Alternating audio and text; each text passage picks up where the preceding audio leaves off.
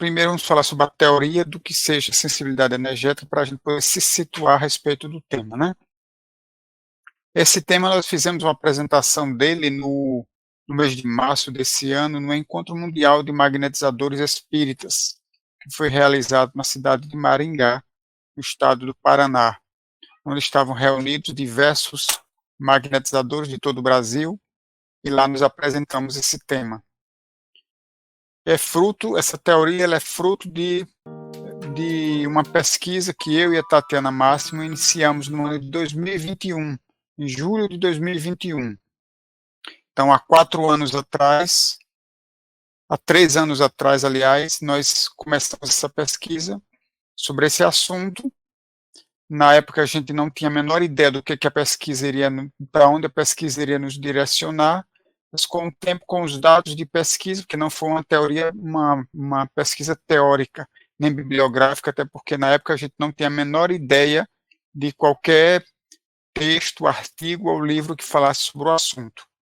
Então, o que se tem escrito sobre esse tema é bastante escasso, nós não conhecemos nada a respeito, então a nossa pesquisa foi completamente de campo, não uma pesquisa qualitativa e depois quantitativa, e depois se tornou qualitativa na segunda fase, onde nós procuramos desvendar a respeito do tema e, através dos dados da pesquisa, nós fomos delineando uma teoria que conseguisse explicar os fatos que a gente estava ali diante deles, né? Então, a sensibilidade energética, o que é? Sensibilidade energética é a capacidade que todo ser humano tem de absorver, captar, perceber energias, seja de outras pessoas, seja de espíritos, seja de ambientes ou até mesmo de objetos que a gente toca, seja presencialmente ou à distância, através de um abraço ou através de um contato telefônico, por exemplo. Então, todo ser humano possui uma certa sensibilidade às energias, sensibilidade energética, que é essa capacidade de perceber e de captar energias de outros campos. Mas as pessoas não têm essa capacidade num grau uniforme. Há pessoas que têm uma baixíssima sensibilidade energética, outros têm baixa, outros mediana e outros têm alta sensibilidade energética, que vai dar uma alta capacidade de absorver, de captar energias de outros campos, principalmente de pessoas e de ambientes. Então, todo ser humano nasce com alguma sensibilidade energética, em algum grau. Com o tempo, ela pode se desenvolver, aumentar essa sensibilidade energética. Cerca de 15 a 20% das pessoas nasce com uma alta capacidade de sensibilidade energética, uma alta sensibilidade energética. Cerca de 15 a 20% da população mundial.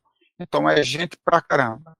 Alguns animais mais avançados também possuem essa sensibilidade, como o gato, o cachorro, o cavalo, a vaca, o rato.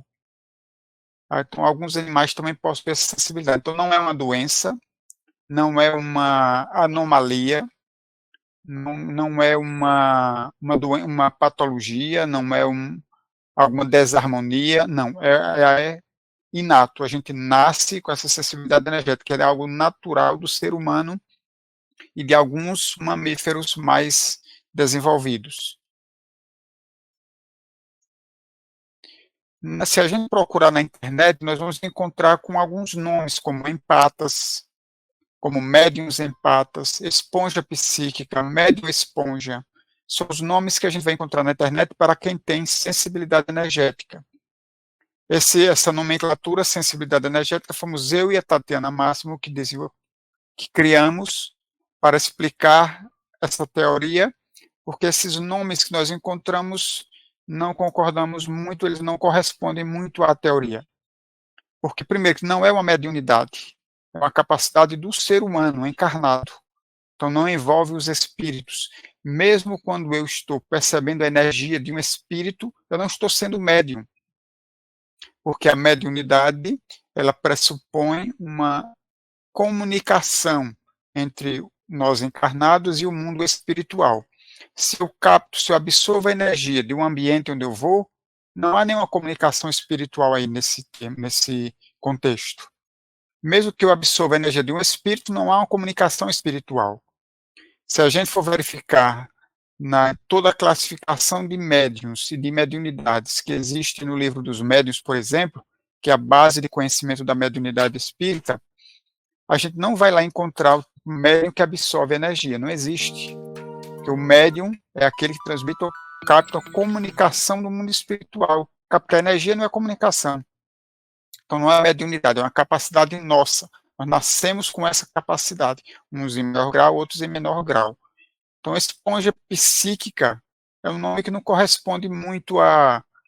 Enfim, é um nome que é um termo que nós não gostamos muito de utilizar, porque não tem muito a ver com a teoria, não é bem uma esponja, não é uma pessoa que sai absorvendo tudo por onde anda, não é bem assim que as coisas acontecem. Então, não é bem uma esponja.